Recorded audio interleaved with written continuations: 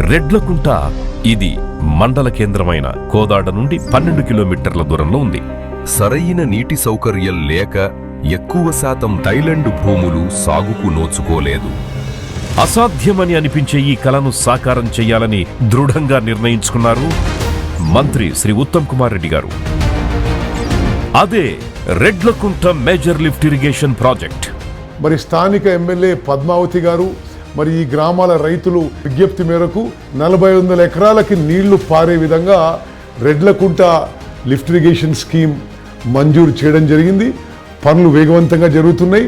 రెడ్లకుంట గ్రామ సమీపంలోని పాలేని వాగు జలాలను లిఫ్ట్ చేస్తారు. ఈ ప్రవాహం కోదాడ మండలం నల్లబండగూడెం, ద్వారకుంట, కాపుగల్లు, కూచిపూడి, రెడ్లకుంట, చిమిరియాల, రెడ్డియాల గ్రామాల పొలాల్లోకి చేరుతుంది. మా భూములకి వానల గురితేనే ఒక మూల బండేది, ఒక మూల ఎండిపోయేది.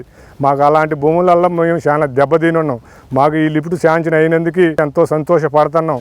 ఈ ప్రాజెక్టు పూర్తయితే ఈ ప్రాంతంలో ప్రతి పొలం పచ్చగా మారుతుంది. ప్రతి గడప పండగ చేసుకుంటుంది. ఇది జననేతగా శ్రీ ఉత్తమ్ కుమార్ రెడ్డి గారు తన ప్రజల కోసం చేసిన జలయజ్ఞం.